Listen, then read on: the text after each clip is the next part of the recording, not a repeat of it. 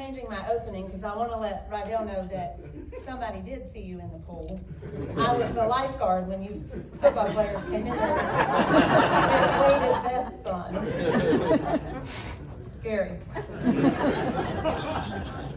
Okay. I too want to just congratulate everybody being inducted tonight. It's such an honor, and I'm a crier, so thank you guys for crying first. It's okay that I do it. But thank everybody that's here with me to support. Thank you, Mr. Childress, for answering my 5,000 emails the last couple months. So what an honor. I'm going to actually take you back to October of 1997. Most of you didn't know me then, but I'm going to let you know a lot about me right now. Really, all you needed to know is that I knew everything there was about life. I was smarter than everybody, and I was smarter than my parents. I'm sure that's a shocker because we pretty much all were at 17. At 17 years old, I was headed to UNCW, and I was going to swim while studying to be a marine biologist. I was going to marry that guy, and I was going to move to Florida, and I was going to train Shamu. I was also going to have 6 kids. I don't know if you noticed my table, but there's not 6 kids. Those were my dreams. I was 17. Fast forward a very long 7 months. May of 1998. I'm now 18, and guess what? I have more wisdom, more knowledge, and I'm still smarter than my parents. I did realize soon that they might know just a tad more than I knew. My parents told me that Catawba could offer me smaller class sizes where my professors would actually know who I was, they would know me by name, and not by a number. They talked to me about being, I'm already gonna cry. This is you, I'm gonna cry over. Okay, they talked to me about being a bigger fish in a small pond. So I had made my decision, Catawba it was, goodbye UNCW. In August of 1998, my parents brought me to Catawba and got me all settled in to Woodson, 4th floor. They got me settled in, my room looked great, my roommate was great, but I kind of forgot one little detail. They were gonna leave. I was alone, and unfortunately, they threw me to the sharks. My daughter was gonna come hold it, I told her not to. I promise I'm a 1st grade teacher, but I'm not gonna sing Baby Shark. At this point, I was beginning my career as a Catawba swimmer.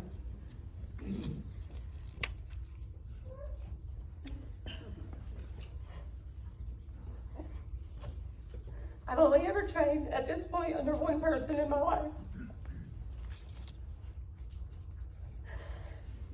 The most influential person in a girl's life is my dad.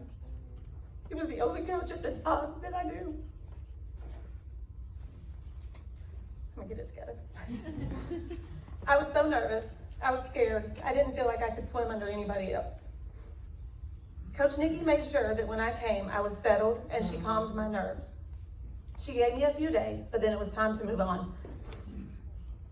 Nikki wore me out. She pushed my body further than I ever thought I could be pushed. She tested me, she made me cry, and she broke me down. Like my parents, Nikki has now thrown me in with the Sharks. One of my favorite memories of Catawba is training with the football players during winter conditioning.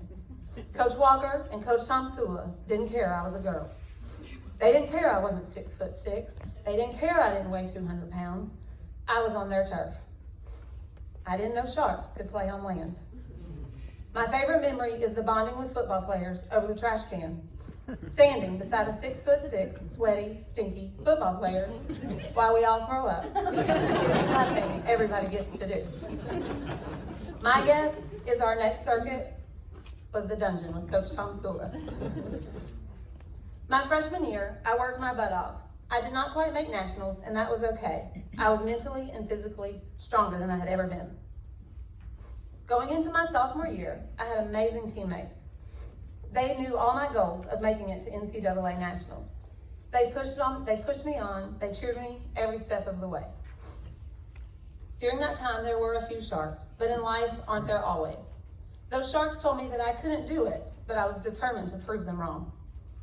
I trained harder and stronger than I ever thought I could. I went to meets and I still didn't make nationals. I was very discouraged.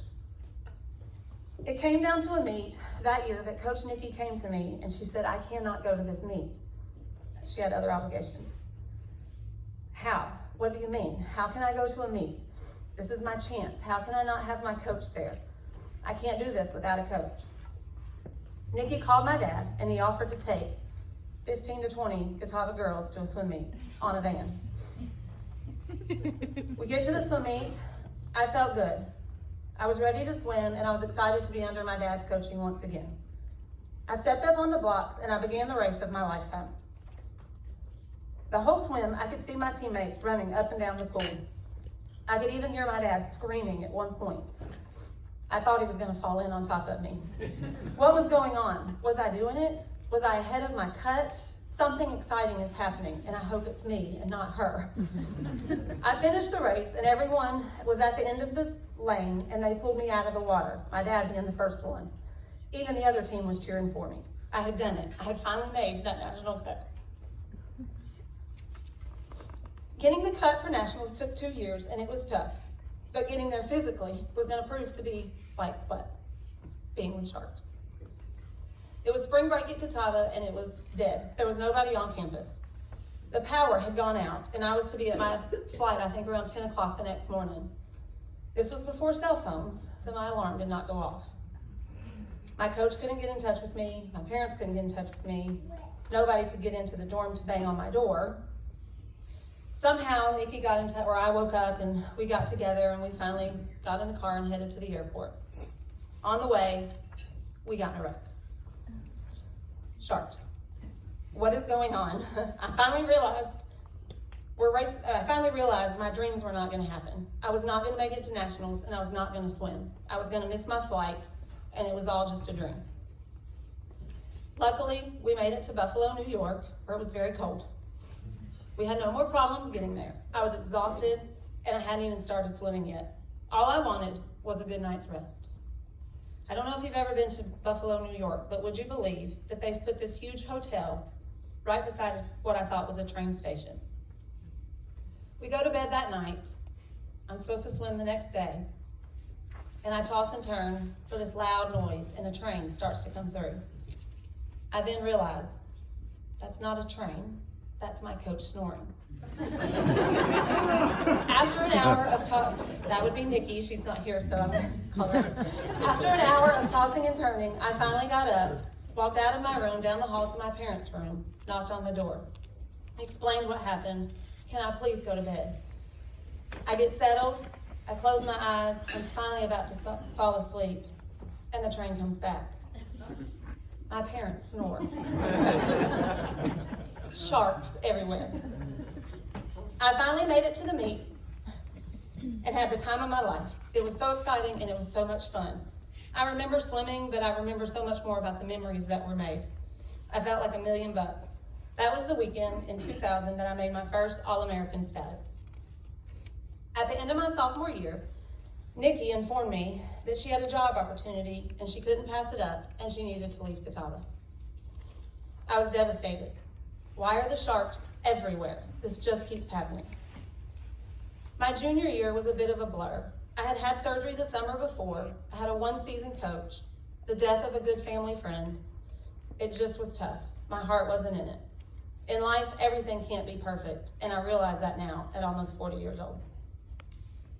My senior year was the year that I grew the most, and it impacted my life to this day. I learned many things. I learned that first impressions are always important. I was told that I can't tell you the story tonight of how I met Coach Betsy Graham, but if you want to know, you can find me after. It's kind of interesting. But I learned that first impressions are very important because people remember those, and I hold to that to this day. I learned that being a leader is an amazing thing as I taught underclassmen the ins and outs of Catawba and Catawba swimming. I learned that being a hard worker will pay off in anything that I do. I learned that in life, you feel as if you're being thrown to sharks because not everything's going to go your way, and that's okay. Coach Betsy was an awesome fit for my last year as a swimmer. God knew who I needed. She challenged me when I thought I was too old. She challenged me when I thought I had hit my peak. She got me to swim times I had no idea I was capable of swimming. She got me through a few tragedies at Catawba that year, deaths, and I'm sure a few heartbreaks. She was a coach that I knew, that knew her athlete inside and out. That year I made nationals again, and although it wasn't as adventurous, we made it with no problems as the first time, I still felt like that $1 million. I again, my senior year, had earned All-American status. I was done swimming. Now what? Sorry. That was my last meet, and I stepped on the blocks for the last time, and I was done. What am I going to do now? It was all I had known since I was born. The only wish I would have is that I had more years to swim for Catawba College. My coaches loved me like their own, and guess what? My parents were right. The professors knew exactly who I was. They all helped me become the person that I am today.